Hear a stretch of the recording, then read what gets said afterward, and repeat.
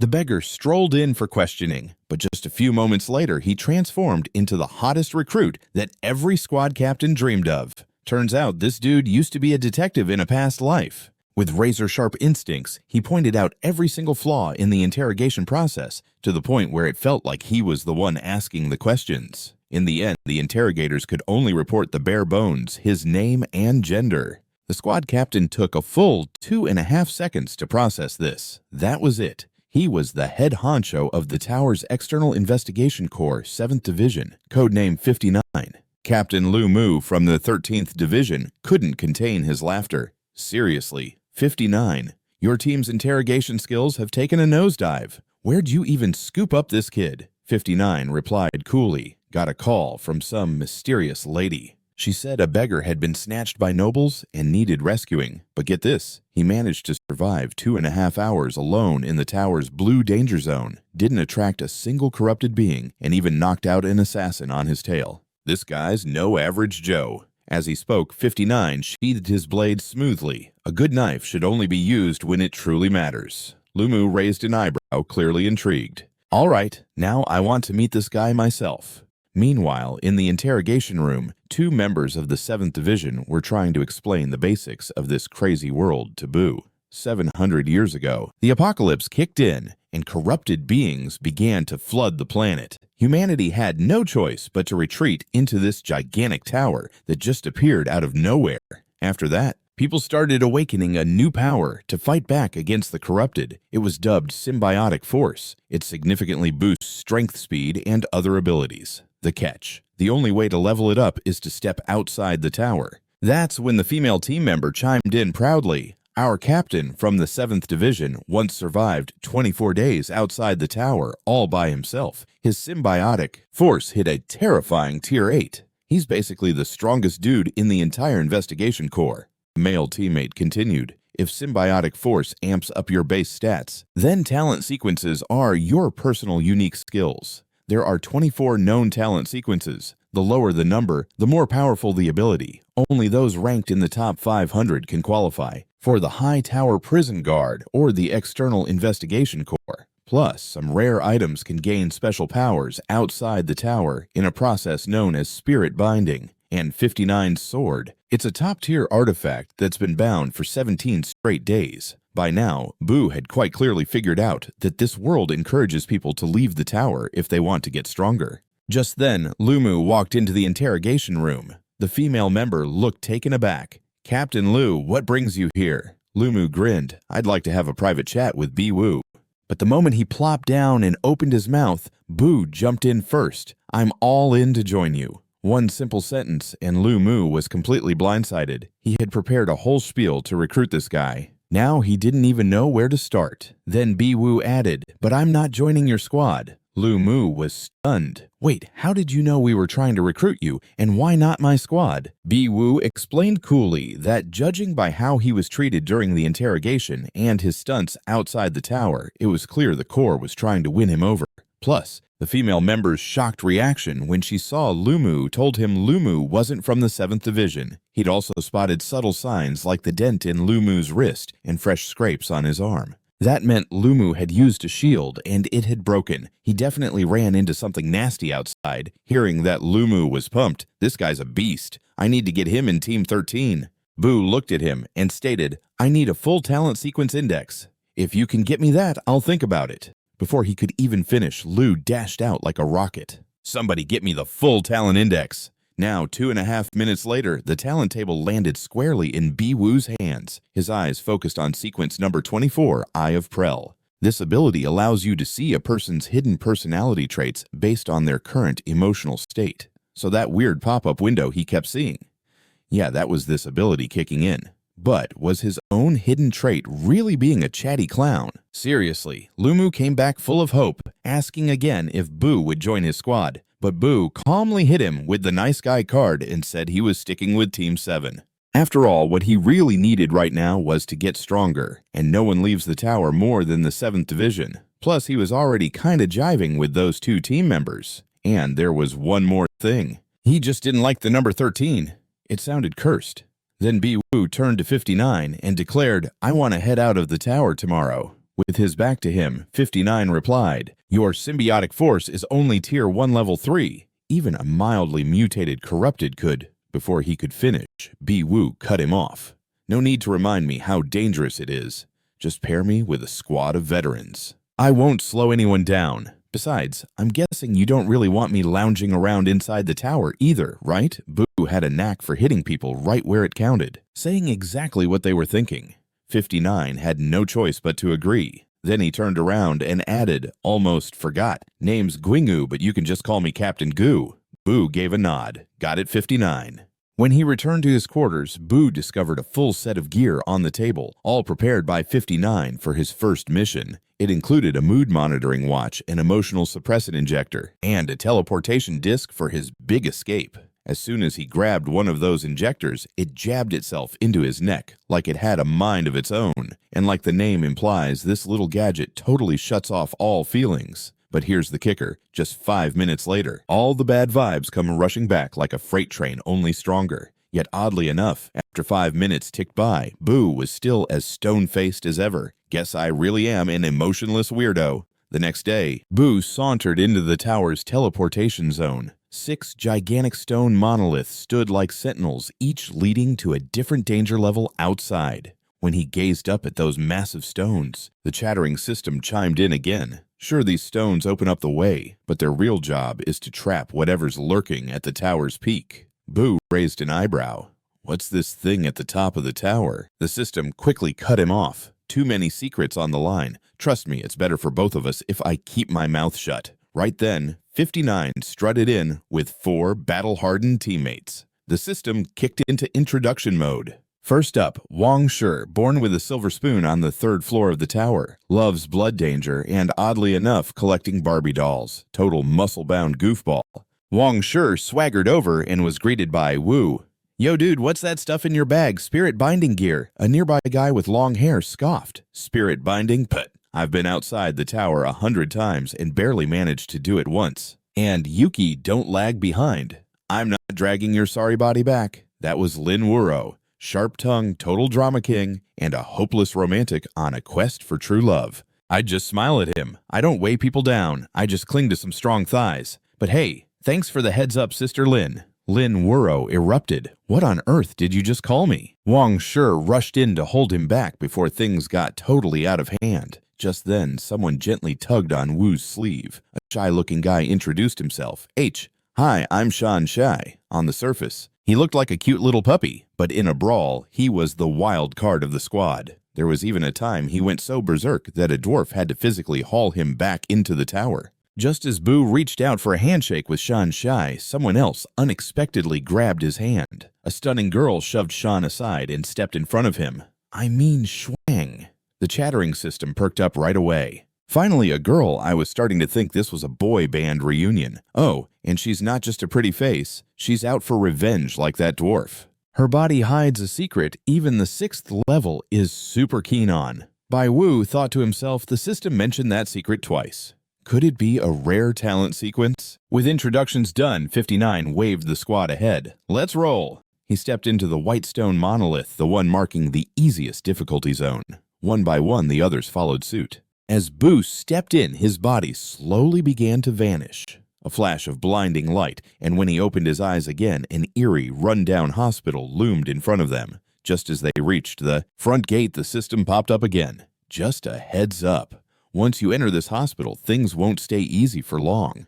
But there's a mystery inside, one only you can crack. So good luck." Bai Wu smirked. "A mystery just for me. Now that sounds like a blast." 59 slowly pushed open the rusted iron gate. The crew stared ahead at 4 massive hospital buildings, each one sealed off and sinister. Bai Wu pointed ahead. "We can only go through the main entrance of Building 1. The other 3 are completely sealed. If we want to explore the rest, we need to cross through the skywalk on the top floor." After Bai Wu's explanation, the team stepped into Building 1. But the moment they crossed the threshold, Bai Wu sensed something was fishy. There were bloodstains on the wall. Judging by their color and smell, they were probably a couple of days old. Even creepier, somebody had used that blood to draw a freaky symbol. Wonger looked around and asked, "Captain, with this many rooms, how in the world are we supposed to search them all?" 59 turned to Bai Wu. "What's on your mind?" Bai Wu replied coolly, "The biggest secret in this hospital is probably hidden in Building 4.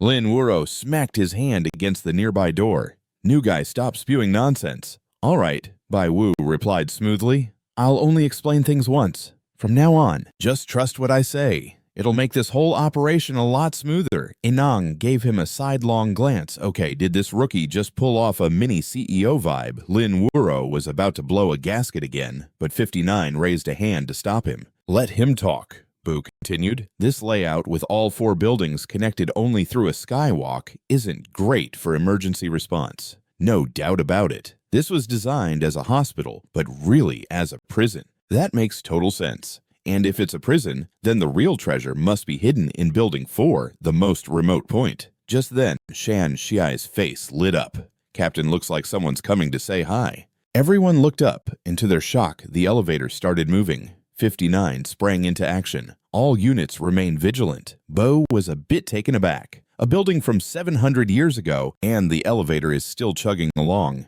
59 responded calmly, "Out here beyond the tower, normal rules don't always hold true. It's not just space that shifts." Boo nodded slightly. For now, he figured he could chalk it all up to game mechanics. The elevator slowly descended to the first floor. All 6 of them tightened up, ready for action.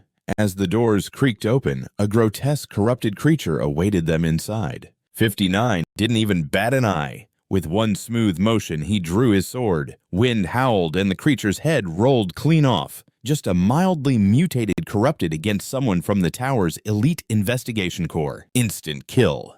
As the crew was about to step onto the elevator, Boo suddenly crouched next to the fallen body. He gently placed the head back on the trunk, then began rummaging through it. His instincts from a past life as a detective kicked in. Dead folks always spill the beans. Sure enough, moments later, he stumbled upon a key clue that pointed them toward the next leg of their journey. It was a ripped-out diary page. The writer lamented how he'd been tricked into visiting that 9th psychiatric hospital. He was absolutely petrified of turning into that poor soul up on the 11th floor and getting transferred to Building 2. Boo glanced at the date. This paper was over 700 years old, yet in pristine condition. Could some law in this world be preserving physical stuff? With Lin Wuro shouting like a madman behind him, Boo finally hopped into the elevator and hit the button for the 11th floor. Lin Wuro nearly exploded. "Are you out of your mind? Why are you pressing random buttons?" Boo held up the diary page. The 11th floor might have some answers. Plus, the danger levels in the other buildings might be way worse than we think. If there really is a stronger, corrupted individual up there, at least it'll serve you all a hefty reality check before the real chaos kicks off. Just as the team stepped out of the elevator, a spine-chilling voice echoed down the long, empty corridor. It was low, drawn out, and enough to make your skin crawl. "He came to play with me. I've been waiting forever." The voice echoed like a sorrowful whisper filled with longing, sending shivers down their spines. BW quickly assessed it. It sounded like a little girl, but also had the ring of an adult, different tones and emotions twisted into one disturbing voice. Just then, thick black liquid started dripping from the ceiling, landing squarely on Inuang's shoulder. The moment she glanced up, a long, pitch-black hand lunged down at her. In the nick of time, 59 swooped in and sliced the hand clean off. "Everyone stay chill. Keep your emotions in check." But before he could even finish his sentence, dozens of black hands burst through the ceiling, clawing toward the crew. A system prompt popped up. "Looks like someone in your squad triggered an emotional spike, and now it's gunning for you. And it's not a light one either. Your captain couldn't even take it out in one whack." The team struggled to beat back the wave of shadowy limbs. Meanwhile, the readings on their emotion monitors started climbing. In Shuang's hit the highest 21. In contrast, BU let out a yawn. His monitor flatlined at 0. That's why the creature's shadow limbs multiplying like some ninja technique were completely ignoring him. "You guys keep playing," he said casually. "I'm scooting ahead to check things out." 59 snapped. "Hold it, stay put. We move as a unit once this is handled." Bai Wu glanced up at the ceiling. "I'm guessing the girl's voice messes with your emotions. Until you all chill out, these things won't stop coming." With a casual wave, Boo pressed deeper into the building. "I'll scout ahead. Maybe I can track down the source of those shadow hands." Wong muttered. Under his breath, Captain, this rookie has guts to spare. 59 frowned slightly, his tone heavy. If his emotional reading was just a low number, I'd say he's simply brave. But 0. Either the monitor's broken or there's something odd about him. On his own, Boo stepped into a room thick with resentment and dread. The first thing that caught his eye was something that definitely didn't belong in a hospital. A massive iron cage. The system chimed in. This is a spirit-bound prison cage. That poor little thing was stuck here all along. It never got away. Someone eventually let it out. Scattered across the floor were dozens of used syringes. These had once contained heavy tranquilizers and some experimental biological serum. Just as Bai Wu was about to look closer, the chatterbox system chimed in again. Better keep your focus on that table. Those items aren't just junk. They were part of the little one's final sight. It couldn't obliterate them, so it left behind a question, a choice. Each of the 3 items grants a different outcome. One leads to a talent sequence, one earns the little one's friendship, and one awakens its hatred. Which is which? That's for you to figure out, but choose wisely. Once you take one, the other 2 disappear. Boo first eyed a notebook. This file is packed with details. Stuff you and the dwarf have been trying to uncover.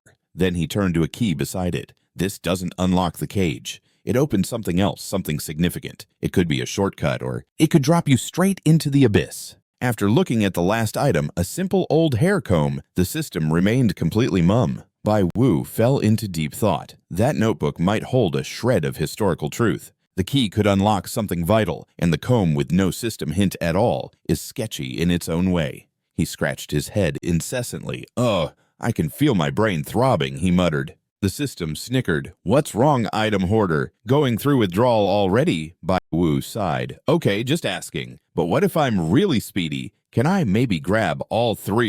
Right at that moment, the door behind him slammed shut. Creepy. But Boo didn't flinch. He just kept calmly piecing everything together. From the looks of it, this room was likely a lab, probably where they ran experiments tied to the corrupted. Based on the clues, the test subject here may have mentally reached out through pure thought to communicate with others. At the time, they hadn't fully morphed into a vengeful entity. The system popped up again. Mental communication. Now that's a serious upgrade. How do you even think of that? Bai Wu held up the diary page. It mentioned the test subject, but in a fuzzy sort of way, as if something was being kept under wraps. Naturally, the facility wouldn't want their test subjects mingling around. The most plausible guess. This one found a way to chat with someone telepathically, but the connection got discovered, and they shipped them off to Building 2, which tells me whatever's brewing there is way more intense. Then Wu glanced back at the old comb. Judging by the diary and the room's setup, it was clear the subject was a lady. But in a joint like this, what on earth does a comb even mean? It's like finding a banana in a toolbox. There's gotta be a hidden clue somewhere. Meanwhile, outside the room, the squad began to settle down emotionally.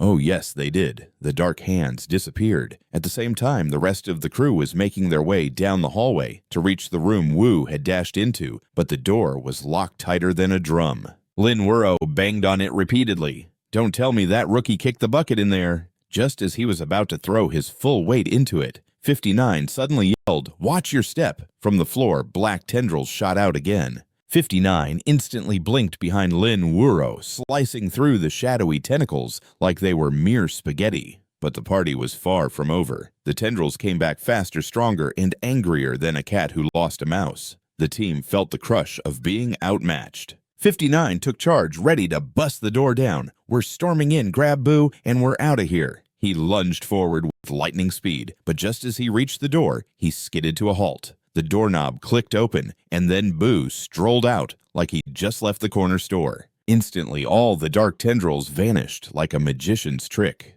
Twirling the comb in his fingers, Boo said coolly, "Sorry to keep you waiting. Let's head to the 19th floor." The 6 members of the investigation crew rode the elevator to the top of Building 1. And then Wu popped a question that froze the cabin air. "Captain, under what conditions do humans turn into corrupted beings?" 59 stayed silent for a few beats before he responded. "You see this emotion monitor on your wrist. Once your reading crosses 75, it flips from green to yellow. Hit 175, and it goes red." Right then, the elevator chimed. The doors swung open on the top floor. D59 didn't finish his sentence, but Boo already got it. T175. When negative emotions go haywire, that's when a human becomes corrupted on their journey toward building 2. Bai Wu asked another question, one that seemed a bit dense on purpose. So if chilling outside the tower boosts our symbiotic force gains, can't we just hang here in the cozy building one for a bit and grind levels? Lin Muro snorted. Wow.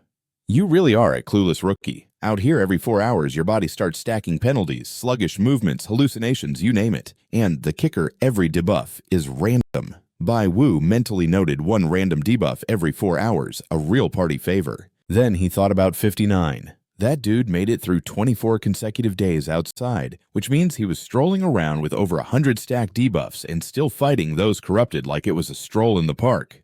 That's not human talk about a one-man army monster. The team made it to Building 2, planning to take the sky bridge from the top floor to get to Building 3. But then, something totally unexpected happened. The pathway to Building 3 was blocked by an invisible wall, like those quirky invisible barriers in video games. No key item, no entry to the next level. A system prompt popped up. Don't even think about bypassing Building 2. You will have to trek all the way down to fetch a key.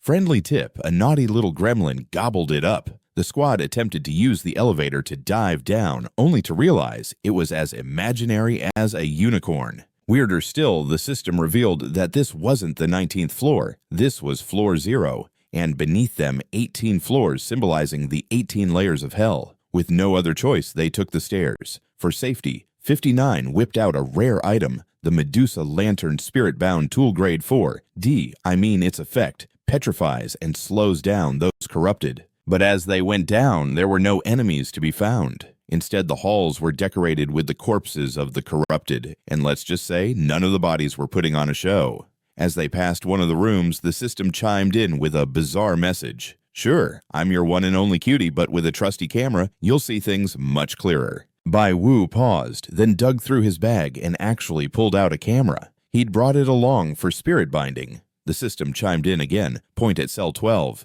Then mentally recite this string of numbers and you'll snap a photo of what went down at that exact moment in history. Bai Wu pressed the shutter. A few beats later, the photo popped out. In the picture was a red-haired boy, but his eyes and face were anything but human. Bai Wu gawked at the photo and asked Captain, do these highly corrupted beings retain any intelligence? 59's tone turned somber. Some of them hang on to traces of who they were, like speech, but a rare few. They aren't just corrupted, they've evolved. Boo raised the photo. If I'm right, the boy in this picture is one of those an ultra-smart, top-tier corrupted. And all those mangled corpses we stumbled upon earlier were probably his handiwork. My work! A voice echoed from above. They all glanced up.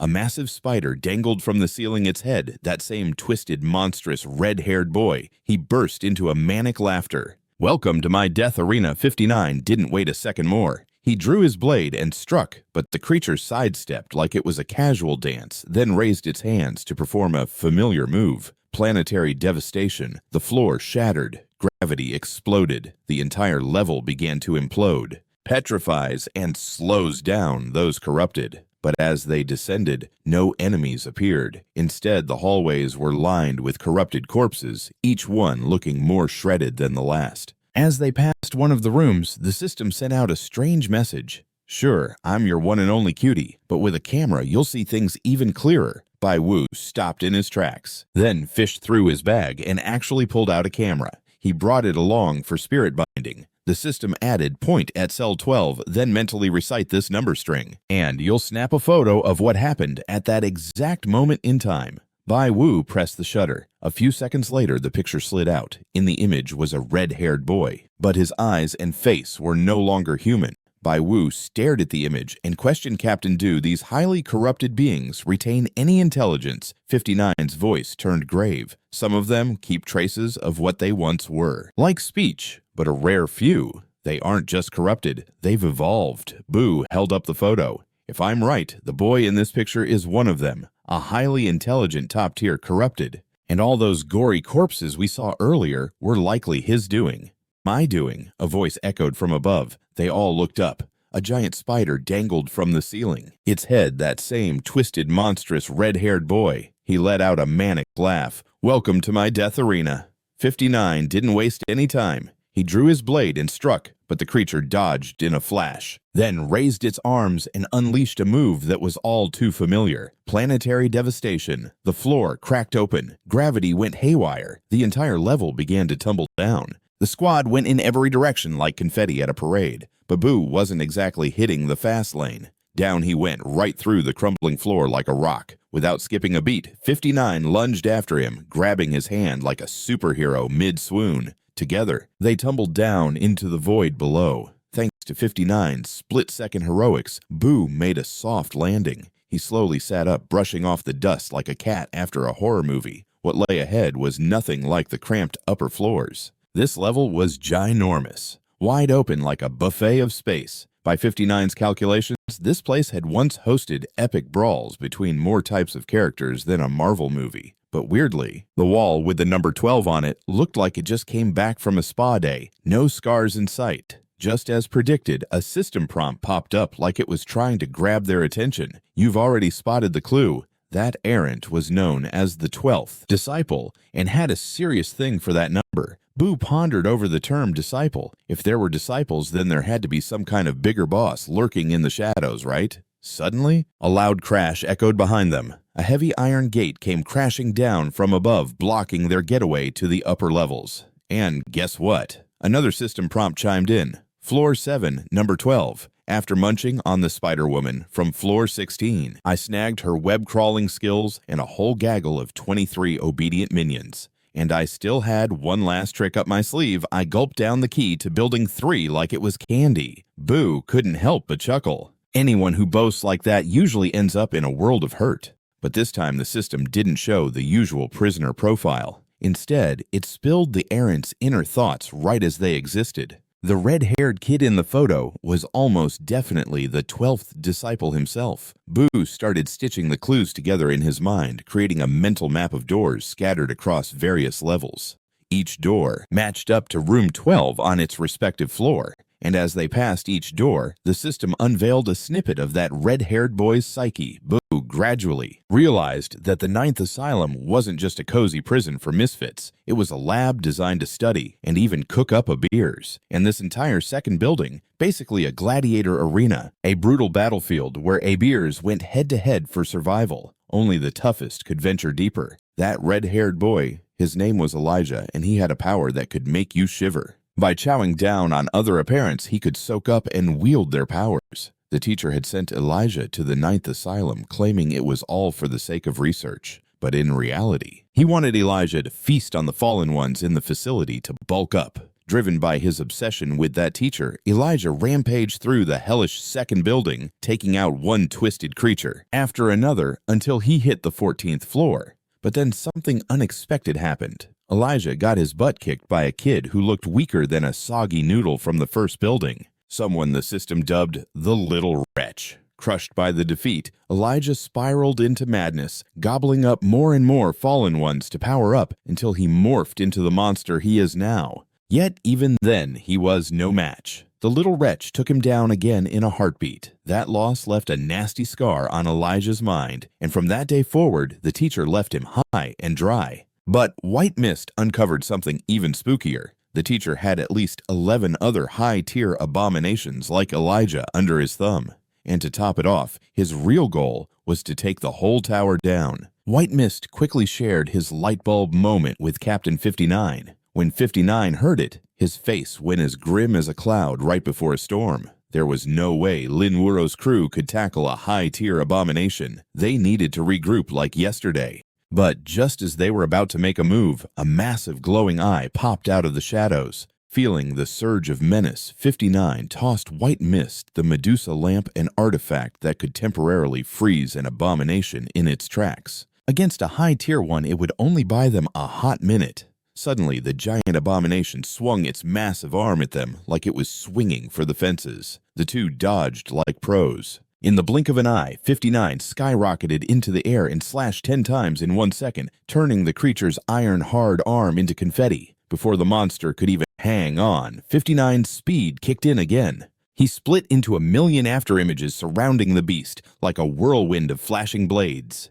In just 2.5 seconds, the abomination went from menacing to just a pile of shredded meat. This was the magic of talent sequence number 256, Shadow Step, allowing him to zip around so fast it seemed like he cloned himself. Watching the gory remains of the creature, Boo guessed it was one of the corrupted beings under the 12th disciple's command. While he was busy inspecting the remains, he totally missed a ghostly green hand silently creeping up from the floor behind him. The system suddenly lit up with a warning. Bo spun around faster than a caffeinated squirrel. A glowing green corrupted creature was crawling toward him like it had a death wish. He quickly backed up and flicked the Medusa lamp at the monster. The creature paused for just a millisecond. Its speed hardly flinched. As expected, the lamp was useless against a high-level corrupted creature like this one. Right when Boo hesitated for a split second, the monster lunged with a claw swipe. He ducked just in time to avoid becoming a snack.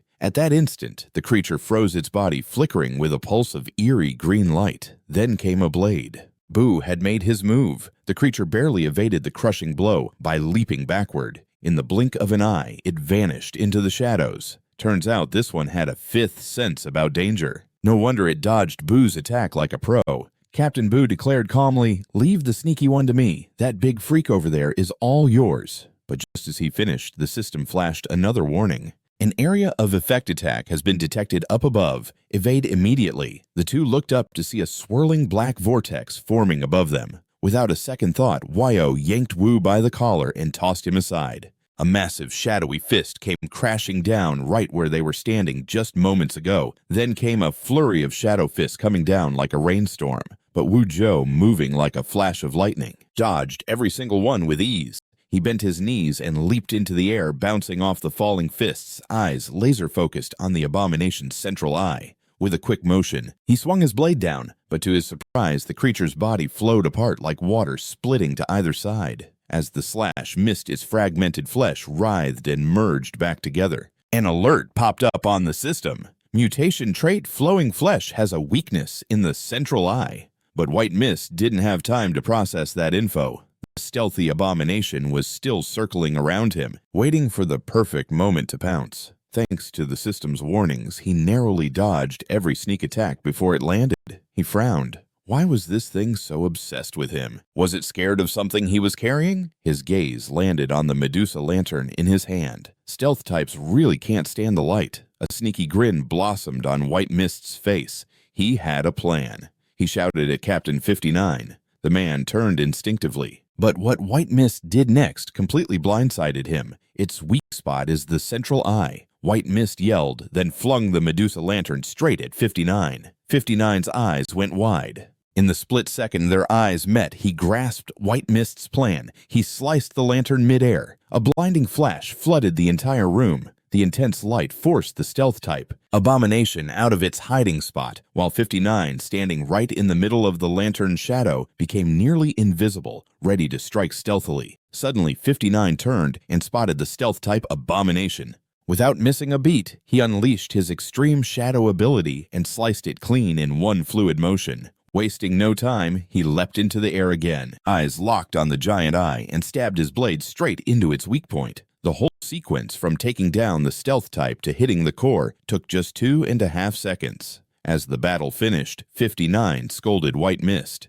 If it had been anyone else, they might not have reacted in time. But White Mist grinned, brimming with confidence. "That's exactly why I counted on you, Captain." The comment left 59 totally speechless. Then 59 noticed something bizarre. The corpses of the two abominations began to dissolve, melting away until only a few strands of web remained. That's when he realized they were just puppets, created by the spider-type abomination upstairs. And if the puppets were this powerful, then the real deal, Lin Wuro's squad would have no hope against it. Sure enough, Lin Wuro's team was already embroiled in a fierce battle. Although the veteran members fought with seamless coordination and landed some serious hits on Elijah, they were caught flat-footed when he unleashed a crazily powerful regeneration ability. Every wound healed instantly like it was nothing. Seeing this, Lin Wuro exclaimed, "This fight is never going to wrap up at this rate." Elijah smirked. "Never ending."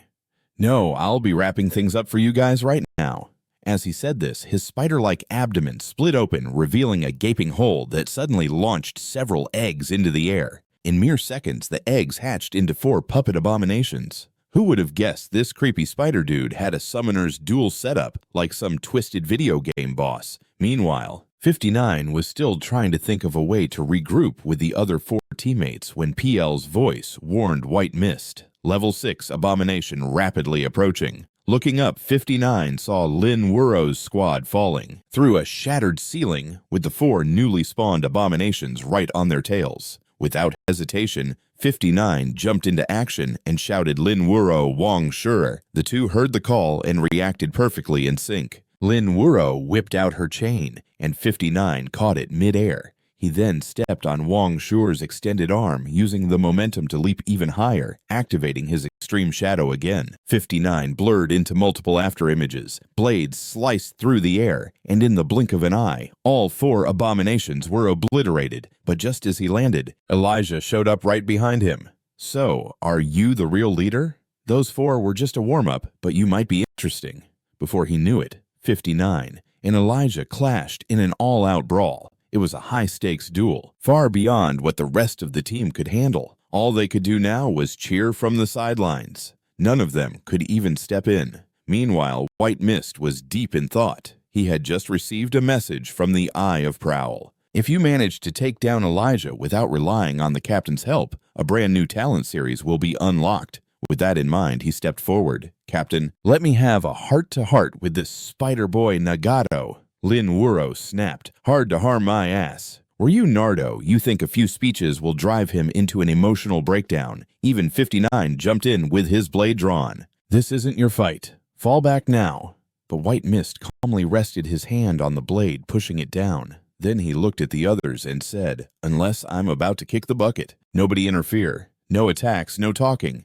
Just stand there and look cold and emotionless, like the captain usually does." Got it. The moment White Mist finished speaking, 59 felt 4 weird gazes zeroing in on him. The others quickly looked away, pretending nothing was happening. White Mist confidently stepped up to Elijah and sneered, "So you're my next opponent. You look even more pathetic than those 4 newbies." Before he could get another word out, Elijah's spaghetti-like arm shot out and wrapped around him like a snake. But White Mist just gave an eerily smug grin. "My dear child, don't you remember me? You were meant to be my greatest masterpiece." Elijah froze in shock. Slowly, he pulled his arm back. "You're my teacher." His eyes widened in disbelief, staring at White Mist as if he were an apparition, someone he once idolized above everyone else. "If you're really alive, then why on earth haven't you visited me in 700 years? White Mist took a step closer, his voice taking a sinister turn. "You think I stayed away because I kicked the bucket? Nope. Maybe I should have come back just to remind myself." He leaned in, lowering his voice to an icy whisper. "You were my greatest failure. The worst experiment I ever engineered." Elijah staggered backward, clutching his head as if it were about to explode. "No, I'm not a failure. I'm your perfect creation." But the damage was done. The meltdown had officially begun. White Mist had skillfully hijacked his mind. "You were too chicken to confront that little girl who knocked you down. I had to clean up your mess. You're nothing but a walking disaster. My biggest regret." Under the onslaught of those harsh words, Elijah's mind completely shattered. He dropped to his knees, pleading like a broken child. "Please, teacher, just give me one more shot." Crowley couldn't help but think, how on earth was White Mist able to perfectly imitate the teacher's tone and personality without any intel on him? White Mist calmly replied, "I just mimicked the way my dad used to talk." In reality, he had already figured out Elijah's psychological profile. Arrogant, insecure, fiercely loyal, and craving affection. The so-called teacher and the Ninth Asylum were never truly on the same page. The teacher had planned to turn Elijah into a weapon, using his talent to absorb corrupted entities and gain power. But everything fell apart when Elijah was clobbered, not once, but 3 times by a little girl from the 11th floor. That embarrassment turned the girl into a haunting nightmare in his head, and White Mist had a hunch that someday he would confront this teacher face to face. That guy was the true villain in all this. But for now, something else needed his attention. White Mist reached into his bag and pulled out the fancy comb he had found earlier. The moment Elijah laid eyes on it, his eyes bulged. Teacher, you really off that girl. White Mist softened his tone. Elijah, even though you let me down, I never forgot about you. Just don't disappoint me again. Elijah broke down in tears, crawling toward White Mist like a desperate kid. Please give me another chance, teacher. I promise I'll make it right. White Mist knelt down, delicately combing Elijah's hair. Those corrupted souls you devoured, they're part of you now. And soon you'll become a part of me. We'll be together forever. You will no longer be significant. I grant you eternity. Elijah could hardly contain himself any longer. Teacher, please tell me what to do. White Mist gently hugged him, leaned in, and whispered a single phrase. Elijah froze in place. Without another word, White Mist turned and walked away, while Elijah slowly retracted into his spider-like form. That one phrase echoed in his mind, like a nightmare yet oddly divine. Offer your heart to me. Elijah murmured, Thank you, teacher, for granting me eternity. Cackling maniacally, Elijah suddenly sprouted 4 giant arms from his abdomen. The hands slammed right into his own body. The forsaken child had finally returned to the one he idolized the most. System Elijah. Defeated acquired talent number 76. Gluttony grants the ability to absorb certain traits by devouring foes. The guy with 0 combat skills managed to take down a ferocious devourer just by talking, and then he literally gutted it. Turns out Prell's. I had hinted that the key to building 3 was hidden inside its belly. White Mist didn't want to get his hands dirty, so he pointed right at Wang Shi. You're the muscle. You handle it. But Wang Shi casually pushed Lin Wuro forward. Nah, that's not my deal. He's the real pro here. Without missing a beat, Lin Wuro pulled out a complete set of intricate surgical knives. With the finesse of the top-notch chef, he skillfully and elegantly dissected the corpse. Moments later, he extracted a shiny silver key, pristine and precise. Even Prell's. I was impressed. I've got to say, I'm seeing you in a whole new light. That technique, it's just like that gourmet psycho Hannibal you caught last time. With the key in hand, the team finally opened the door to Building 3. They arrived at the entrance of Building 3. Shang Xi, since there were no bad guys inside. Safe to go ahead. Still cautious, Wuji turned to Bai Wu for his say. Out of nowhere, a voice from Pill piped up. This building used to hold the staff. There are a bunch of boring records in there, but watch out, Little Pity is keeping an eye on you now. She's left some puzzles for you. You've already earned 1 talent sequence. You could bail now, or keep going. But seriously, don't pick that second option. Naturally, Bai chose exactly what he was warned not to do. He opted to delve deeper. Lin Wuro twisted the door handle. The team stepped into Building 3, eerie and unpredictable. I told you not to go in. I can't believe you fell for the welcome sign. Prell grumbled non-stop along the way. Bai Wu ignored the grumbling until they reached an ancient elevator. That's when Prell finally offered something of value. This is your first choice from Little Pity. Head to the 3rd floor. After that, you're on your own. Bai Wu thought to himself. With the captain's strength, he should be just fine, even if things go south. And since Little Pity is still stuck in Building 4, I can pretty much predict her next moves. Without hesitation, he hit the button for the 3rd floor. Wuji's expression dropped like his favorite TV show's ratings. Why the 3rd floor? He asked. You're acting like you've got a season pass here. I want a real explanation. The team had questioned Bo's strange behavior before, but he always shrugged it off like it was just a pesky mosquito. Now that Wuji was clearly suspicious, Boo had to keep his Eye of Pearl ability under wraps. I found a file in a lab back in Building 2. Bai Wu lied with the smoothness of a late-night infomercial. It had loads of info about this hospital, details about Elijah, and something about the 3rd floor. Where's the file now? Wuji pushed. Bai Wu sighed dramatically and replied, It disappeared quicker than my willpower at a pizza buffet. Lin Maru gasped like she'd just been told pineapple belonged on pizza. You memorized the entire file in that short amount of time. Bai Wu flashed a totally innocent smile like a cat caught with a mouse. Yeah, isn't photographic memory like a standard accessory for elite squads like ours? The others fell into an awkward silence, contemplating their life choices. As the team stepped out of the elevator, 59 was still probing Boo for more deets from the file. But with dangers lurking like bad jokes, Boo didn't waste time explaining. Right now, all I need is your undivided trust, no questions. A good team is like a 3-legged race. Everyone needs to carry their weight. Mine is to scope things out and think. In a place where death can pop up like a bad sitcom, absolute trust is our only ace. And listen up. Inside Building 3 never split up. If you do, you might as well start saying your goodbyes. But before he finished, Inuong suddenly heard a little girl's voice behind her. "Sister, you finally found me. I'm right behind you." She whipped around, but the only thing behind her was the ominous void. Thinking it was just her imagination playing tricks, she turned back and froze like a deer in headlights. The rest of the team had poofed into thin air. In the blink of an eye, a swarm of shadows surged up, wrapping around her body like living spaghetti. Just as she was about to get swallowed whole, a hand latched onto her shoulder. He stood 5 feet 9 inches tall, yanking her back just in the nick of time. "Everyone stay chill. If you hear anything weird, just spill it." After regaining their cool, the group moved into what looked like an archive room straight out of a horror movie. In Bai Wu's mind, the Eye of Pearl couldn't help but throw some shade. Poor guy added a little extra spice to these files. Read them, and you'll experience the test subject's agony firsthand. What a bummer! This power would have been better suited for adult films. The team realized these records were hazardous, but they might hold tiny pieces of the real history. Showing zero emotion, Boo stepped up to take on the task solo. As soon as Boo opened one of the files, his mind was yanked into the body of a test subject. He experienced the horrific, inhumane experiments and psychological torture firsthand. Limited by his inability to emotionally connect with the memories, his extraction abilities were pretty much on a diet. But on the bright side, it meant he stayed grounded and didn't spiral into the fantasy. The test subject kept ripping the scales off his arm, flesh-torn blood flowing like a bad horror flick. Yet he refused to stop.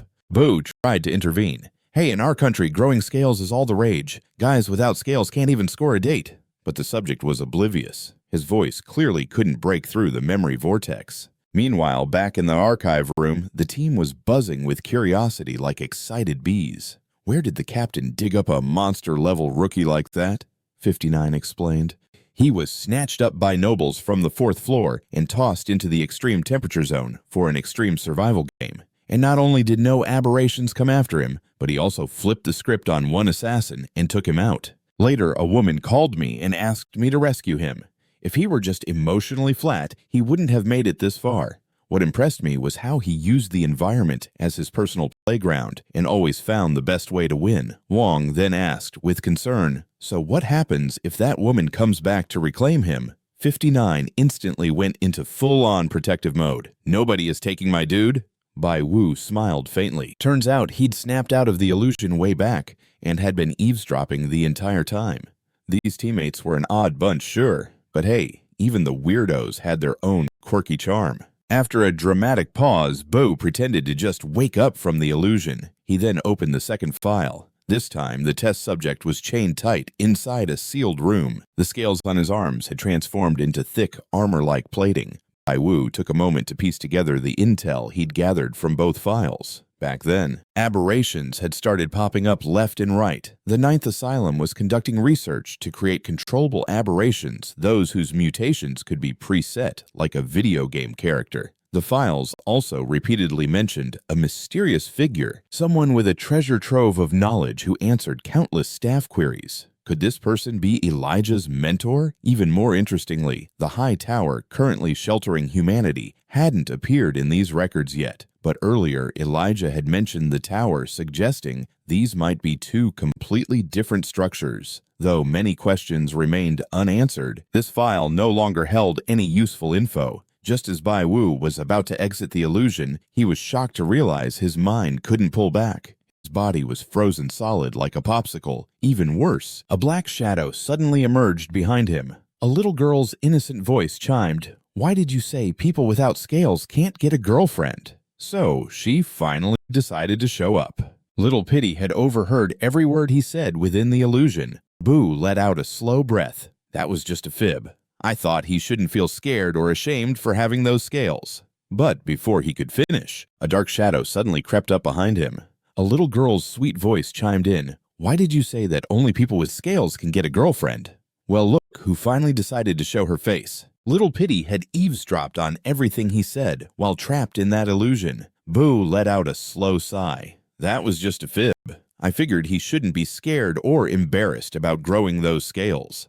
But before he could finish his thought, Little Pity suddenly yelled, "You're lying!" Bai Wu tensed up. She looked like an innocent little girl, but this was the kind of situation even the captain would take seriously. And it was clear she was steeped in bitterness. Guess he had to play nice for now.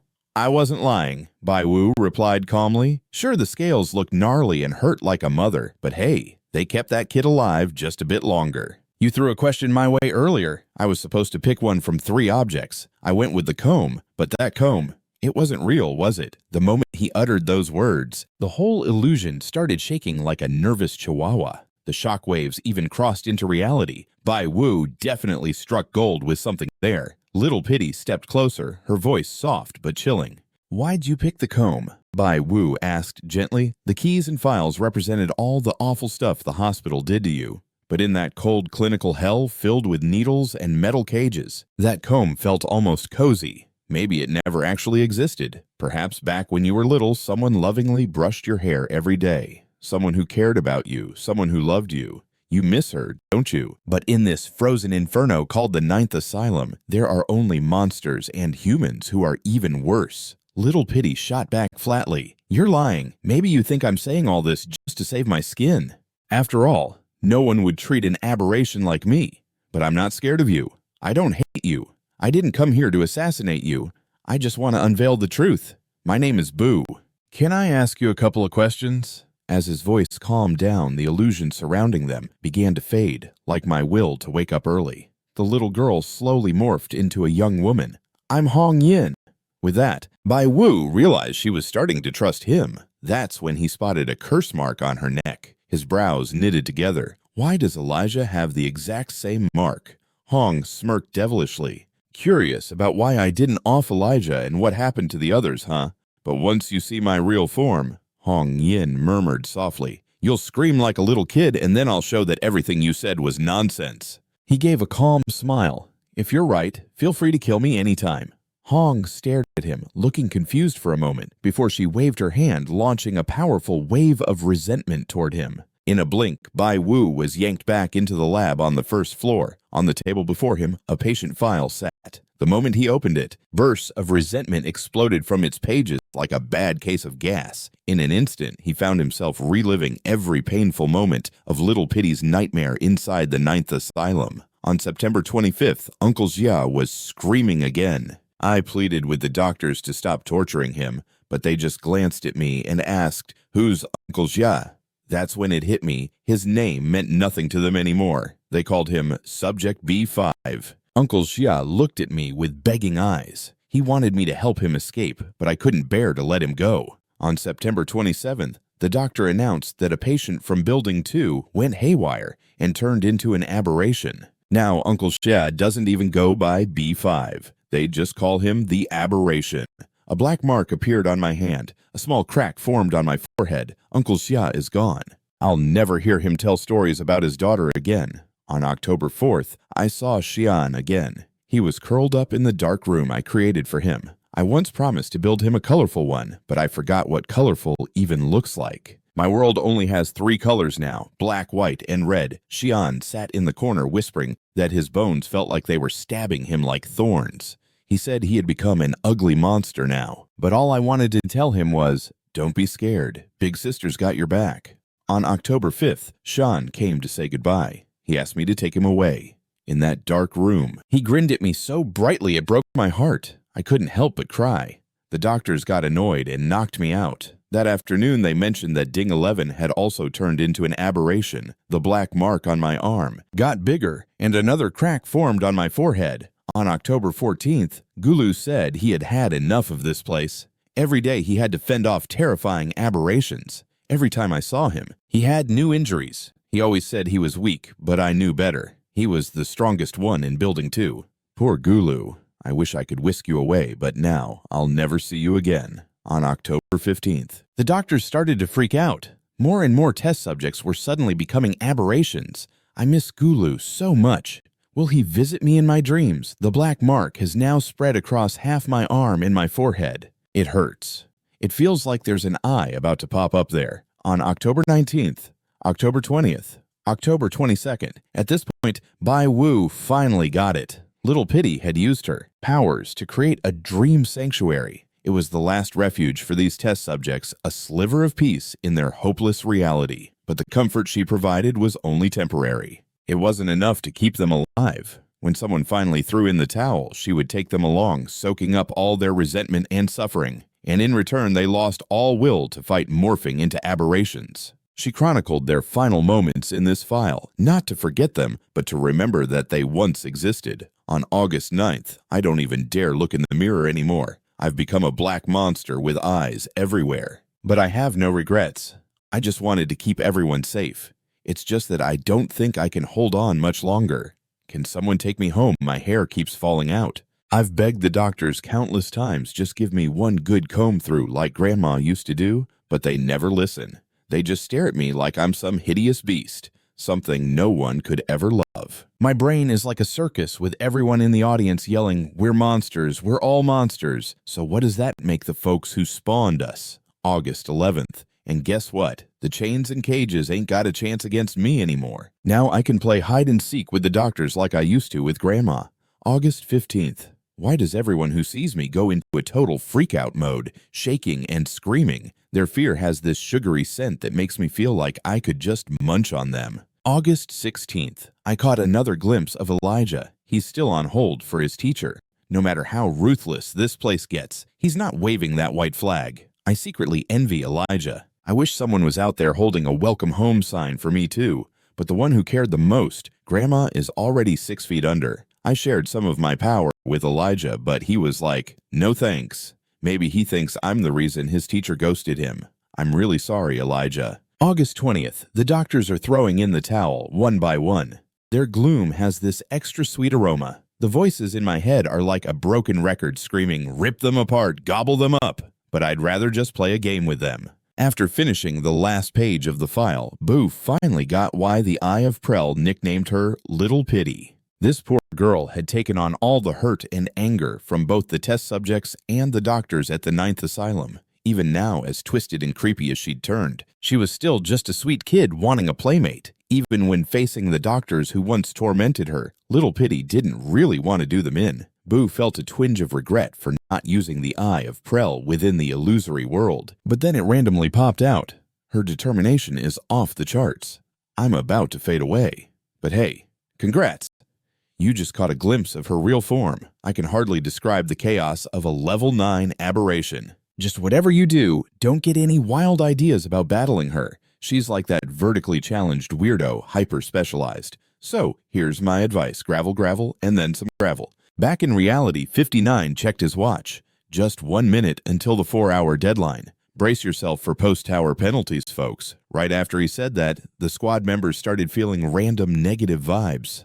Inchuang and Wang Shi were only mildly pooped, but Shan Xiai got hit hard. His sight was like trying to look through a foggy window. The unluckiest of the bunch was Lin Wuro. Usually, emotional chaos hits after 3 days outside the tower. He caught it at just 4 hours. He fell to his knees, sobbing like a baby. 59's penalty was an evil frenzy. It cranked up the attack speed of nearby aberrations. But for a quicksilver like him, it was like a slow Sunday stroll. He barked orders for Lin Wuro and Shan Xiai to fall back into the tower, out of the fight boys. Hearing that, Lin Wuro wailed even louder. He looked like he had just lost the lottery of life. 59's expression darkened. Then just crawl back if that's what it takes. So the two slunk back into the tower, dragging their crushed spirits along. Meanwhile, as the rest of the team fretted about what kind of penalty Bai Wu might experience stuck in the illusion, the archive room suddenly got invaded by a sea of black shadows. 59 immediately yelled, "Everyone huddle up, protect Bai Wu!"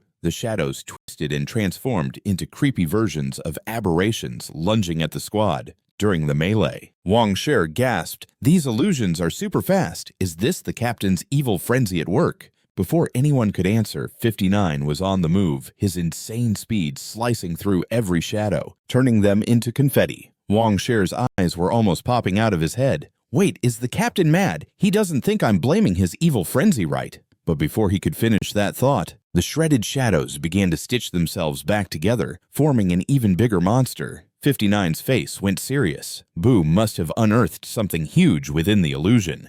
Meanwhile, in the memory realm, hundreds of doors materialized before Boo. The eye of Prell squeezed back in. Each of these doors linked to a different memory space in the records. Also, your post-tower penalty is confusion. Your sense of direction is now off by 65 degrees. By Wu, keep your cool. That's manageable. I just need to figure out my bearings based on where I was standing earlier. Are you actually acting all cool about this? Anyway, one of these doors will take you back to the real world. Just one. Pick the wrong one and you're stuck. And remember, my top 3 nuggets of wisdom. Gravel, gravel, and more gravel. So Bai Wu said with a sly grin, it's my time to shine. He passed the comb to Little Pity. I wasn't pulling your leg. When I first landed in this world, my understanding of aberrations was already way ahead of the pack. Even after glimpsing your real form, I don't fear you. I don't despise you. Tears welled up in her eyes. You really aren't scared of me. Do you know why the folks in the tower are scared stiff by aberrations? Bai Wu said softly. Because no research has ever shown that human willpower can suppress the urge to kill once you've turned. Elijah is a rare bird in this. He leans on religion to keep his cool. And you? You're another case. You absorbed all their anger, took on all their pain. I can't fathom how tough that was. But through it all, you maintained your will.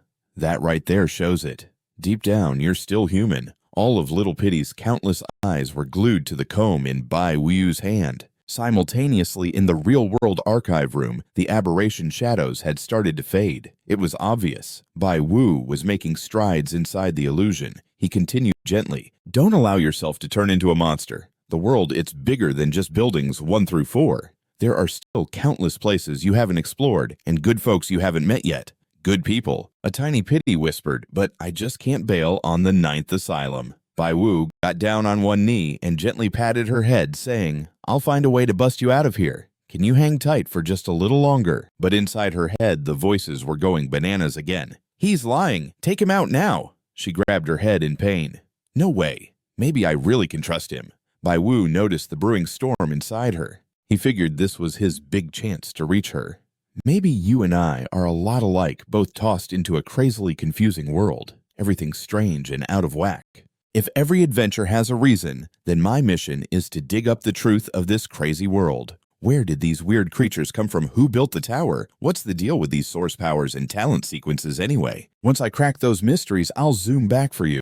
From this day on, you're not alone anymore. In that moment, Bai Wu smashed down the final wall in her heart. He transformed into what looked like an innocent, cheerful kid. He reached out his hand and said, You've got a buddy now. Someone who's not stuck in the 9th asylum. Someone who wants to have fun with you. Tears cascaded down her cheeks. I have a friend. Thank you. Little Pity murmured softly. Just steer clear of Building 4. If you or your teammates get too close to me, it could get dangerous. Next time we meet, I might not be so sane. Oh, you gotta get stronger. And when you do come find me again, when that day comes, I promise I'll wake you myself, and we'll play no matter what you've turned into. Suddenly, she remembered something. Oh, 2 days ago, someone left something in Building 1. It really looked like that device you used to jump back to the tower. Bai Wu's eyes went wide. The Eye of Prell had hinted at this before. The bloody patterns, the patient files, all dumped there 2 days ago on purpose. Could it have been Elijah's teacher? Why would they stash a return dial inside the asylum? Or maybe it wasn't a return dial at all. Just something that looked like one. Bai Wu quickly asked Little Pity to lead him to where it was, back in the real-world archive room. As Bai Wu came to all the shadows and case files just poofed away, 59 turned to him and asked, What did you discover? Wu replied calmly, I ran into a test subject from Building 4, which slowed me down a bit. Also, we should avoid going to Building 4. Even you, Captain, might not be able to handle that thing. Wong sure jumped in, grinning. Hey, don't underestimate our captain. He's the sharpest tool in the entire recon corps. 59 stood there silent, but clearly annoyed. Bai Wu ignored the teasing and said, What I'm saying is, Building 4 is on a whole different level. Every creepy thing we've faced so far is nothing compared to what's in there. 59's tone got serious. What exactly went down in that memory realm? Bai Wu started walking. I'll explain on the way. That's when he noticed 2 team members were MIA.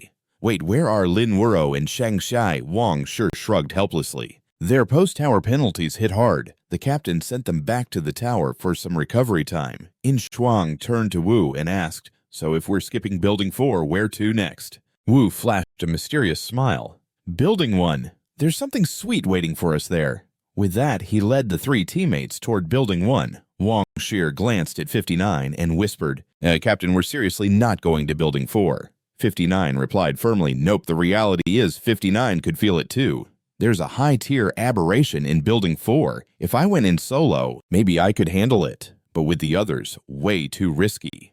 On the way, Wu began sharing what he'd learned inside the memory realm. The 9th Asylum wasn't just a hospital. It was a facility designed to research and manufacture aberrations. From what I've seen, there's 1 fully successful test subject and 1 semi-successful. The spider-like aberration we spotted in Building 2. Elijah. He's the successful one. Now, as for Hong Yin from Building 4, she's the one who's half successful. In Shuang looked puzzled, but Hong Yin was way tougher than Elijah. How is she only half successful?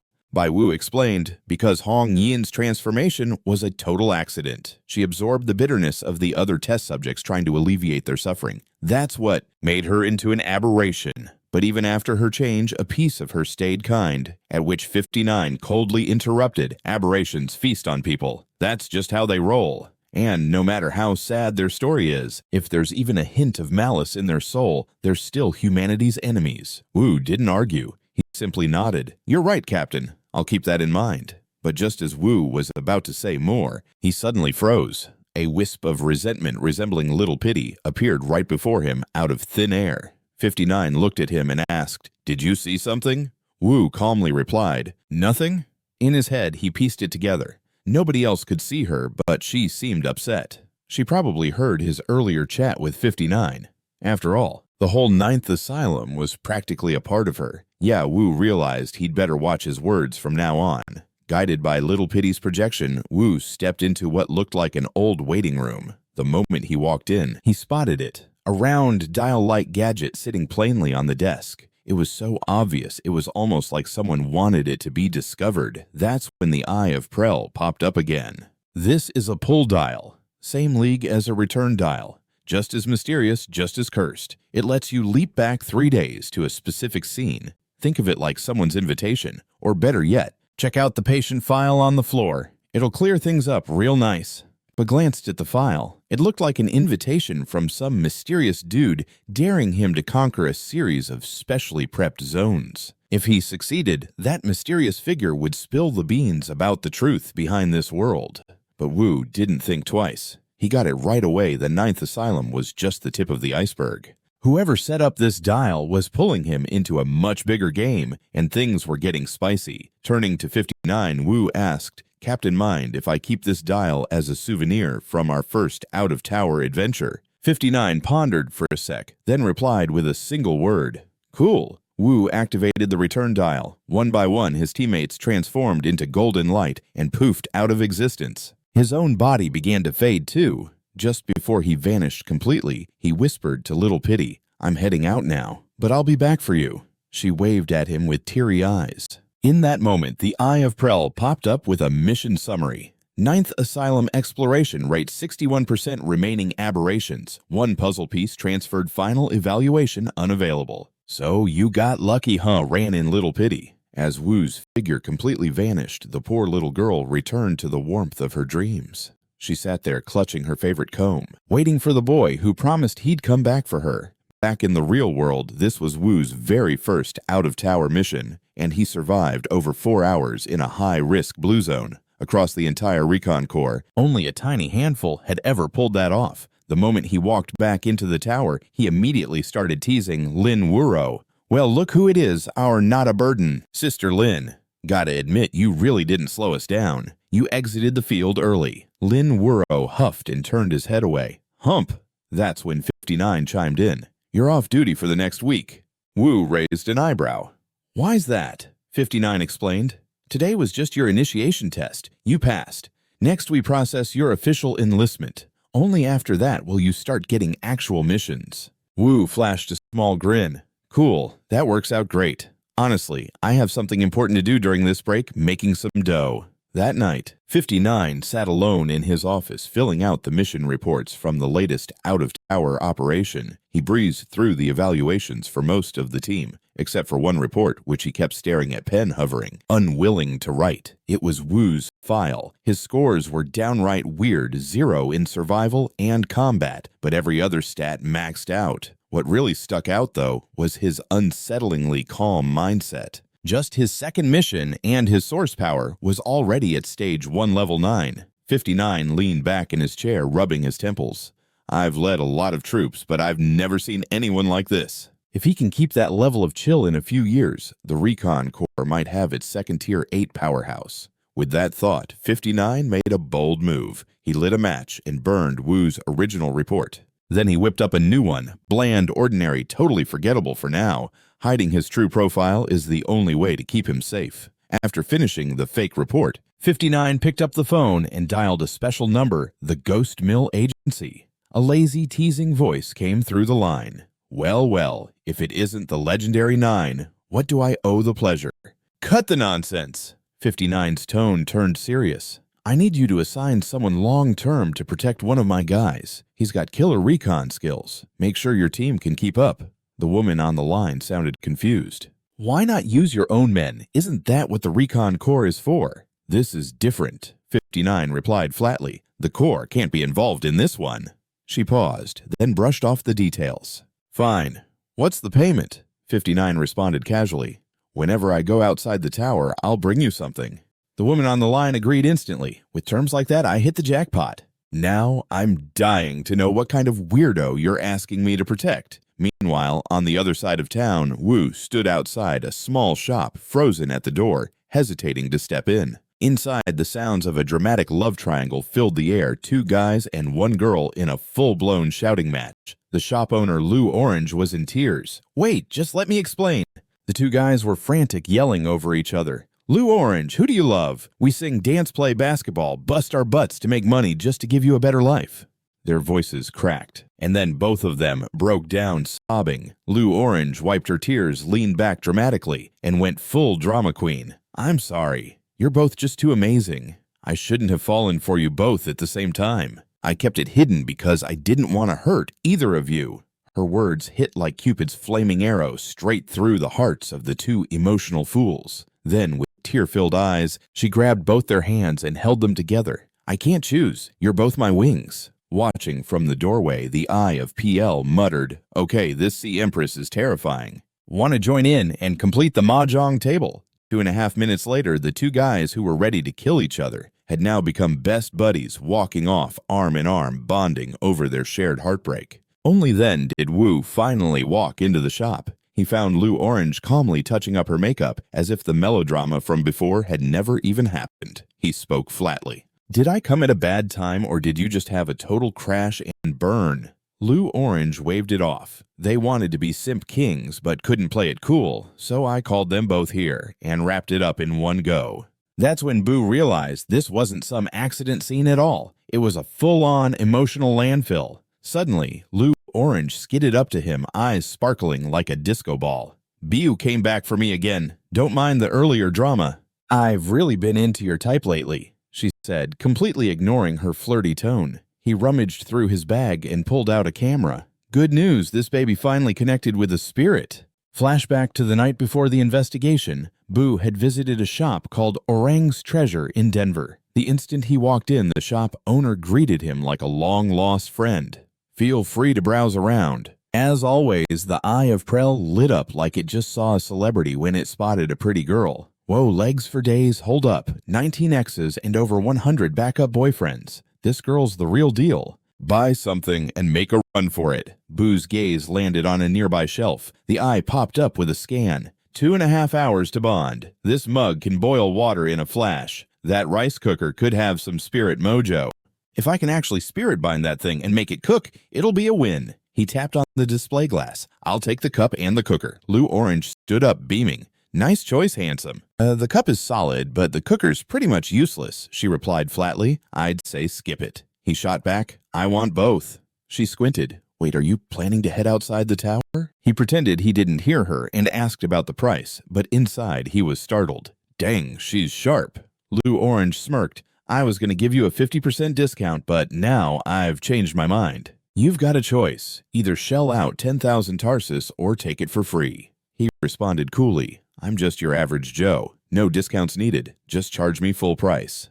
Lou Orange couldn't hide her smirk. A regular guy who insists on buying a so-called useless pot after I already warned him it's trash unless it's bonded. Plus, this cup is totally useless inside the tower unless you plan to go outside. Hearing that, Bai Wu thought, wow, this woman's got eagle eyes. Since he couldn't afford it anyway, he reluctantly picked the free option. Thanks for shopping. I'll wrap it up for you right away. Everyone knows that free stuff is usually the most expensive. Sure enough, while packing the goods, Lou Orange sneakily slipped in an extra surprise. Even when Bai Wu caught her, she had an excuse ready. Oh goodness, I must have accidentally packed my camera with your things. A few days from now, you'll magically find it and return it to me like a good citizen.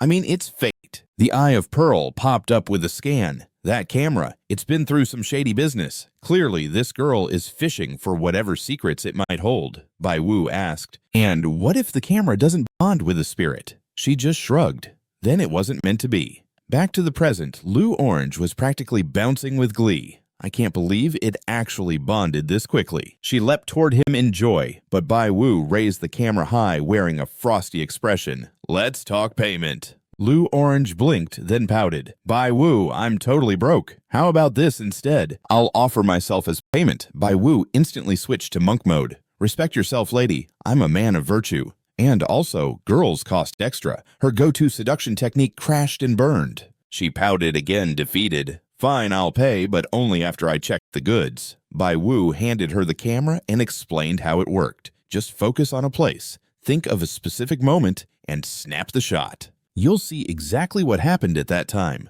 Lou Orange raised the camera and pressed the shutter toward the counter. Sure enough, the photo showed Away and Conan in a love tussle just moments ago. Jackpot, she squealed. If this camera works like this, I can piece together the whole truth one snapshot at a time. That's when Boo realized this camera wasn't just good for selfies. If used wisely, each photo could become a piece of a giant historical jigsaw puzzle. But soon enough, Lou Orange kept clicking the shutter, yet no more photos came out. Bai Wu calmly explained, its spirit bond time is limited. You can only use the camera twice a week. I already used it once outside the tower. Lou Orange stared at the camera in her hand. It wasn't as often usable as she'd hoped, but at the right moment, it could be a mega intel-gathering weapon. She was about to leverage that to negotiate, but Boo cut her off coolly. Don't try to downplay this camera to reduce the price. That just makes you look desperate. If you're low on cash, I'll consider something of equal value, intel items or services. Luing shivered slightly. Wait, when you say services, are we still talking about legal ones? Bai Wu ignored her joke and got straight to business.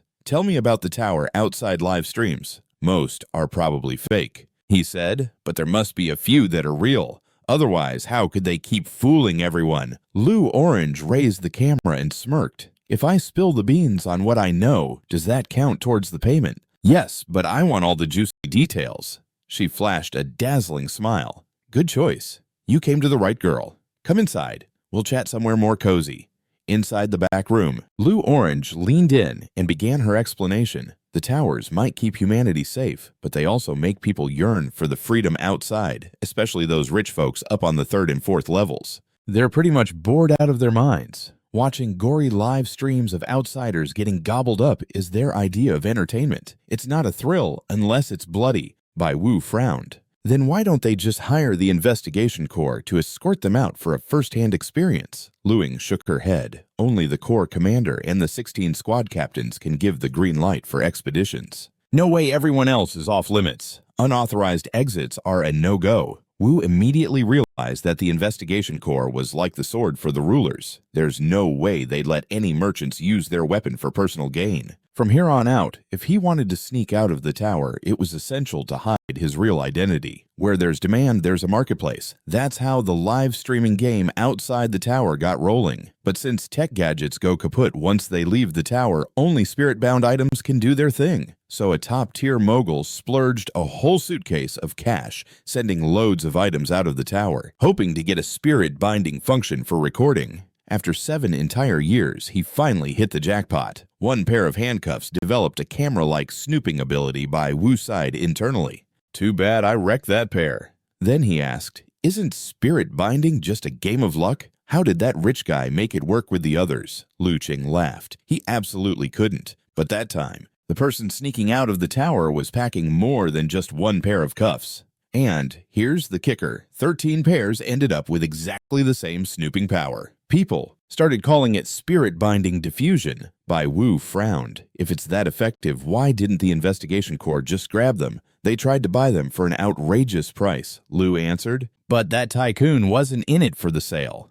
BW nodded knowingly. Makes sense. This dude must have some serious backup. Liu confirmed that the corps wouldn't dare cross him publicly. Rumor has it he might hail from the 5th floor of the tower. Bu mulled over it. The 5th floor. That's where the real big shots hang out. Judging by Wuzhou's take on the death game, the mastermind behind this gambling ring is definitely no ordinary Joe. If my identity was exposed, could Weo really have my back? And more importantly, who would be gutsy enough to tick off the game's boss just to tip off the investigation corps and save my skin? But the real kicker, if he kicked off live streaming outside the tower, would that shadowy boss even notice? Turning to Lu Qingzi, he asked, is there any way to snag some streaming gear? Lu Qingzi responded with confidence, I have a boyfriend. He's got the right connections.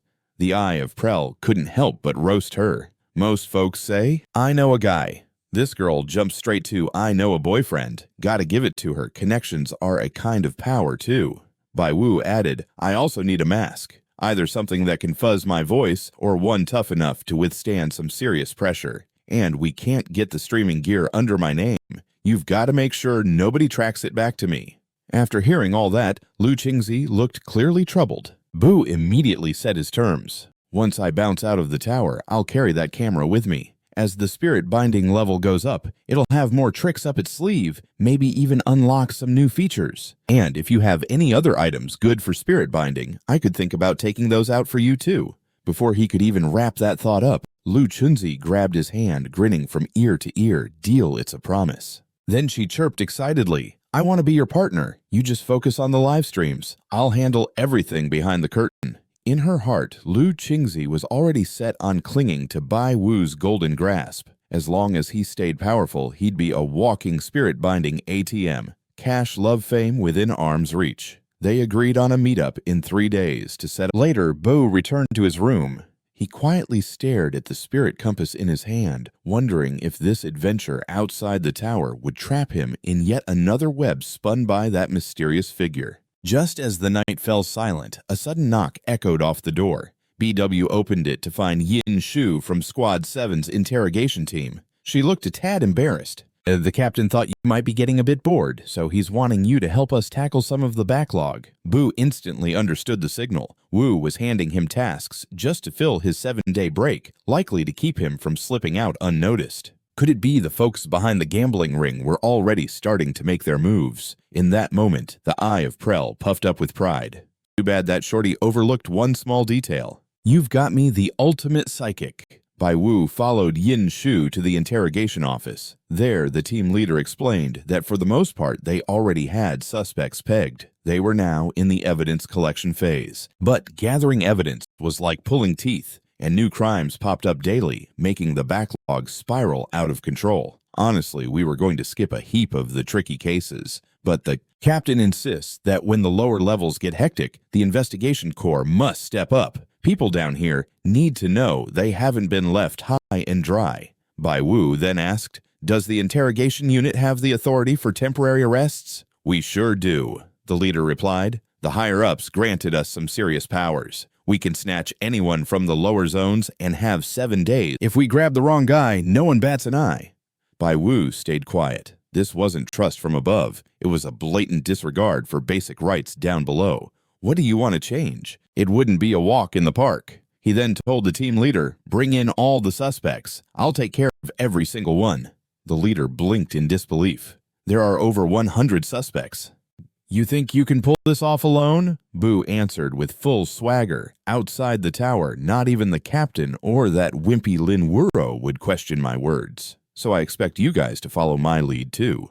Do you have the power to make temporary arrests? Oh, you bet we do, the leader shot back. The big bosses gave us some serious juice. We can snag anyone from the lower zones and got 7 days to dig up dirt. Even if we grab the wrong guy, no one raises an eyebrow. Bai Wu kept quiet. This wasn't about trust from the top. It was a blatant slap in the face to the rights of those below. What's the plan for change? It wouldn't be a walk in the park. He turned to the team leader and said, "Bring all the suspects in. I'll take care of each and every one."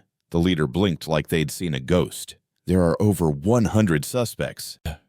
You really think you can pull this off solo?" Boo swaggered back. "Outside the tower, not even the captain or that wimpy Lin Wuro would dare to question me. So I expect you guys to jump on board with my plan too." His audacious attitude left the team leader utterly dumbfounded. In less than 30 minutes, the once deserted hallway was jam-packed with suspects. After taking a head count, the leader made his way into the surveillance room.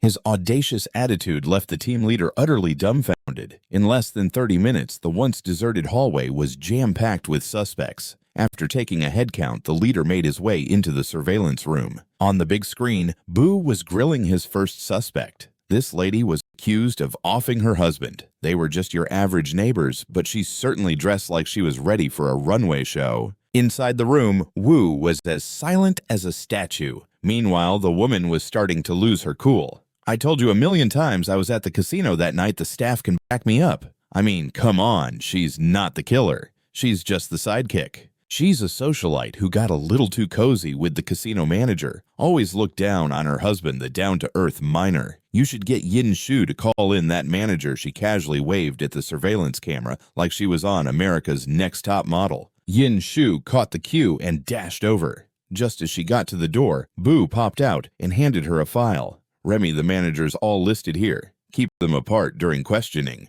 Classic game theory right there. Watch how fast their trust crumbles. With that, Boo strolled into the next interrogation room, leaving his fangirl Yin Shu standing there, looking totally bewildered. 2.5 minutes later, Boo strutted out of interrogation room 2. They confirmed the murder weapon was tucked away in a hidden panel behind the bookshelf. Next on the agenda was the third case. An hour later, the team leader came sprinting into another department's office, panting like he'd just run a marathon. WU's ability to crack cases was absolutely bonkers. One squad alone couldn't keep up, so the leader summoned every interrogation member from all 13 squads in the investigation corps. After dishing out orders, he returned to the surveillance room, but as he stared at the screen, a wave of dread washed over him. He leaned over and whispered to a nearby staffer, "Shut off the monitors. Erase all interrogation footage." Because if Bao kept this up, he might just shatter the record for solving 100 cases in a single day. And if someone like Lu Mu, who's always trying to poach talent, caught wind of this, bye-bye Wu. Sure enough, over in Squad 13's office, Lu Mu stumbled upon the transfer request from Squad 7. At first, he laughed. Seriously, with their interrogation skills, they're desperate for help, unless they've got a secret weapon. Then it hit him. His expression froze. That brainiac rookie who snubbed him a few days back because number 13 was unlucky. Lu Mu slammed his desk in frustration. Why must I be Squad 13? Over 100 cold cases piled up for 2.5 years, wrapped up in a single day by this so-called rookie. But Wood was modest. He didn't want any credit for those solved cases. He figured it would attract unwanted attention from the higher-ups. He told the interrogation crew, "This breakthrough today, it's on the captain. He had you all gathering evidence secretly. The suspects were already in the bag. We just wrapped it all up at once. Me, just a small wheel in the machine. I'll hand over all the case files and testimonies. If anyone from up top asks, you'll know exactly what to say." But the team leader scratched his head. Still, why wrap them all in one day? That's bound to raise some eyebrows. Boo grinned slyly. "That's the goal. We want the higher-ups to notice us." The leader was confused. "Didn't you just say you wanted to stay under the radar? Now you want the limelight." Bai Wu chimed in. "Crime runs rampant in the lower levels. Sure, it looks like personal greed or desperation, but zoom out a bit, and you'll see something in the system is pushing folks to break the law. Changing that isn't something we can do alone. We need the big shots to step in." The leader wiped the sweat off his brow. That was way too noble. If the captain caught wind of this, even his poker face might crack a smile. The team leader instructed everyone to quickly review the case details and keep the suspect's lips sealed. He turned to Boo with one last question. "You really recall every detail and confession from over 100 cases?" Bai Wu chuckled. "Of course, isn't a photographic memory a must for interrogation teams?" That line hit everyone like a ton of bricks. They were collectively mentally wrecked. 3 days later in the captain's office, Wuzhou was filled in on Bai Wu's legendary feats. "So you wrapped up all my assignments this quickly?" really eager to leave the tower. Bai Wu answered with exaggerated seriousness. The investigation corps strictly prohibits unauthorized excursions, sir. Glad you remembered, Weo replied coldly, so keep your head down. If I catch you sneaking out, there will be consequences. Also know your limits. Don't go looking for trouble. But got the hint. Don't leave a trace and be careful out there. Wu stood up and added flatly, fixing the lower levels isn't a sprint. Submitting this many cases at once will put us under serious stress, but the ones getting in our way, they'll be under even more. Some of those cases threaten their cozy little setups. He patted Bai Wu's shoulder. Great job. Credit deserves some reward. Take this token. Use it to snag some gear from the mechanics division for your next outing. A little tip I told him: every time the investigation corps heads out, they grab a ton of useful junk. A lot of spirit-bound items from the wild end up in storage. Who knows what they do? It might be worth sifting through for hidden treasure. Wu then reminded everyone, in 4 days, a high-ranking officer from the tower's warden force will come to interrogate us about the 9th asylum. They're especially keen on those highly fallen who still have their wits about them. Everyone involved in the mission will be interviewed, so be prepared. But Bo made a sneaky little request. Captain, could you please keep one thing under wraps? The roulette will be found in the end. Don't spill the beans to the warden guys. Wu raised an eyebrow. What's the big deal about that wheel? Boo just shrugged. I'm still trying to figure it out. I'll keep you posted once I do. Wu nodded and handed him a tweaked report to keep everyone's story straight. It chronicled the entire asylum mission, but with one tweak. The part that initially stated Wu handled all the observation and guidance now noted that it was shared between him and Enwang. Wu instantly caught on that Wea was covering for him. The captain's getting more fascinating every day, he thought while memorizing the hefty report in mere seconds. After Boo shuffled out, Weo rubbed his forehead like he was genuinely stressed. 7 days of work crammed into 1 day, plus a bonus discovery. But deep down, he was barely cracking a smile. Guess I need to rethink Bai Wu's potential. This was Bai Yu's inaugural visit to the Corps' treasure vault. Piles of bizarre treasures cluttered the room, but he glossed over them. His sights were set on a plain-looking mask sitting in the corner. Prell's eyes widened with more juicy details. This mask is unbreakable, but as your health declines, it reveals your true face. Back at the asylum, you spotted files mentioning something about it. That file detailed the masked man scene in a nearby city. He delivered fallen ones to the 9th asylum, and even had some shady deal with the director Bai Wu mulled over it. If that dude can bounce between cities, maybe the outside world isn't as random as it seems. Perhaps the regions are all tangled up. With that thought, he stealthily stowed a mask in his bag. Bai Wu headed to check in with Lu Qingzi. Did you nail that live stream setup? She puffed out her chest with pride. My 25th boyfriend took care of everything the very next day. She fished out a set of spirit-bound handcuffs that could record surveillance. The footage was set to stream directly onto a wall of screens at the port because, let's be real, the outside world is crazily dangerous. Only 6 live streams had even happened outside the tower in the last year. Out of those 5 streamers got shredded by fallen ones. The viewers down below were equal parts terrified and excited. Now the sponsors were on the edge of their seats for Bu's grand debut. Lu Qingzi then whipped out 2 outfits battle gear for his first on-screen mission. Bai Wu gawked at the skin-tight suit flapping in the breeze, his face twisted in horror. Even Prell let out a groan. Seriously, a superhero-style spandex suit from 700 years ago? It's hideous. Sure, it's got spirit-bound powers, but come on. With everything set, only one last step loomed. Since Bu was part of the investigation corps and technically not allowed to bail from the tower, Lu Qingzi opted to help him register as a freelance mercenary. At the registration office, a plump clerk greeted them with an artificial grin. For humanitarian reasons, a mercenary squad must have a minimum of 6 members. But hey, rules can bend. For just 500 task coins, the system can whip up 5 imaginary partners for you. Bai Wu, always strapped for cash, cast a helpless glance at Lu Qingzi. She rolled her eyes, but eventually coughed up the cash. All right, kid, the clerk said. Now hit me with your squad members' names. Code names. Bai Wu took it seriously and came up with a slick name, Constantine. But then things took a wild turn. The second member, Freeloader. The third, next time for sure. The fourth, I gave that last time. Lu Qingzi nearly choked trying to hold in her laughter. Spirited by the madness, Bai Wu dove even deeper. The fifth codename Orange Juice, and the sixth, maybe not even next time.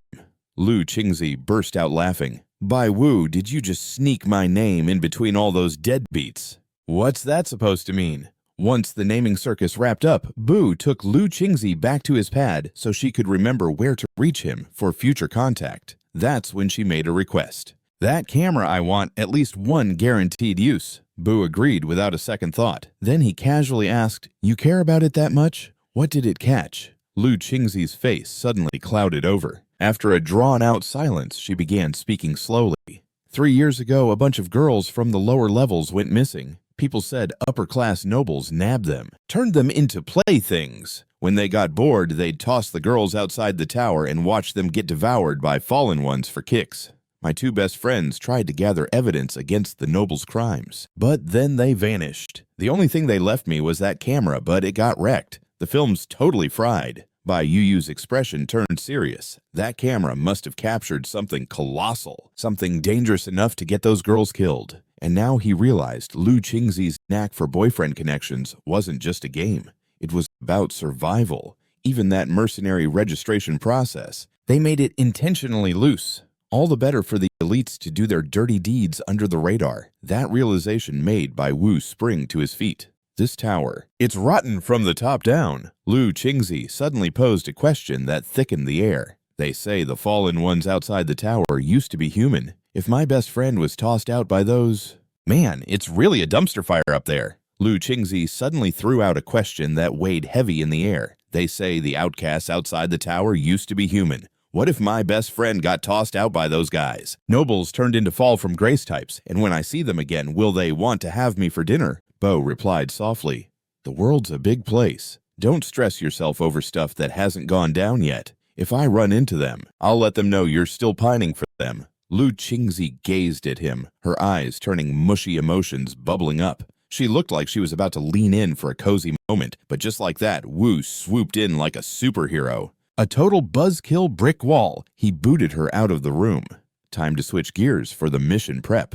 Moments later, he was all suited up in that skin-hugging outfit, mask on. His next epic adventure away from the tower was about to kick off. Meanwhile, a ragtag crew of 5 mercenaries was also braving the wilds beyond the tower. The bald guy with the keenest instincts caught wind of something fishy. In the spooky forest ahead, he could only feel one weak down-and-out presence. The squad leader chuckled. This mission was looking way too easy. For the first time, they felt like maybe, just maybe, they wouldn't have to turn tail and run. Maybe they could actually go toe-to-toe. Hours later, they realized just how ludicrous that idea was, with one of their own already meeting a brutal end. The humanoid fallen looked like a bottom-tier monster. Weak attacks, slow as molasses, soft defense, but it had one seriously freaky talent, insane regeneration. The captain's face went pale as he shouted, "Number 3, fire up the return wheel now. Get us back to the tower. Pronto."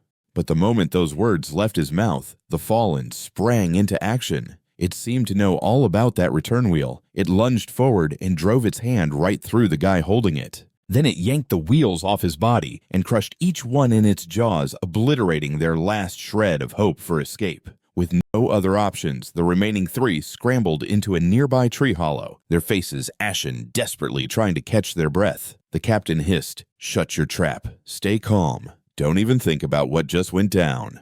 The rookie with blue hair looked like he was about to burst into tears, his voice quivering. But Captain," third guy, Scarface. The captain clamped a hand over his mouth. "You better chill out or I swear I'll boot you out of this hole myself. Fallen track people through negative vibes. You really want to end up like the others." The bald dude slumped in the corner, utterly defeated. "The return wheels are toast. I guess all we can do now is hang out until death knocks."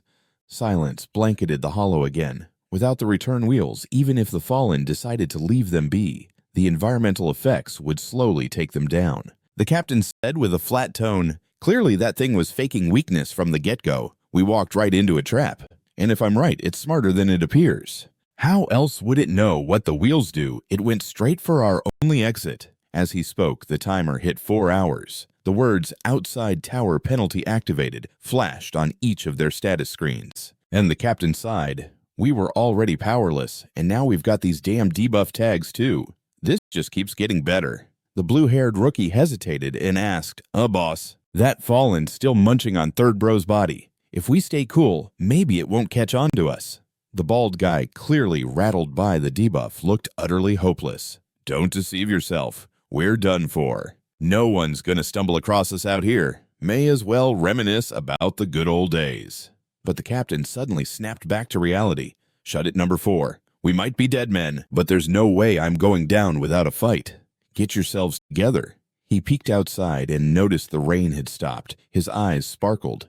Maybe, just maybe, we've got a shot. Just then, footsteps echoed outside the tree hollow. The captain froze. Crap, it's back already. But instead of a monster, it was Bai Wu. His voice slid in smooth and lazy. Hey, you three come out and let me take a good look. Rain's back in 300 seconds. If you want to live, help me scout the terrain and share what you know. The trio blinked in disbelief. He sounded young like one of theirs, but the swagger in his voice demanded serious respect. Meanwhile, back at the bargain port in the tower's lower zone, Lu Jings raised her pager and coolly commanded, "Switch the feed." In a flash, the snooze fest scammy live stream selling cheap knockoffs was yanked and replaced by a new one. As soon as viewers caught sight of a tower outside, the chat blew up. It had been ages since anyone had dared to stream outside the tower. Meanwhile, out in the wilds beyond the tower, the 4 survivors finally clashed. Prelzy popped up with a dramatic lead-in. Why did a 5-man squad shrink to 3? How did a weak fallen flip the script and start hunting them? Why were all their return wheels smashed? And beneath that shiny bald head, what tragic saga hides beneath the squad leader's gruff beard? What dark secrets are brewing? Is this the fallout of twisted humanity or the total breakdown of morality itself? Welcome to the world of Disciple 7. Boo raised an eyebrow at the pop-up. Disciple 7? Huh, so this fallen might just be another disciple of Elijah's. The bald man was the first to chime in. When did you show up? Are you a ghost or a fallen eye?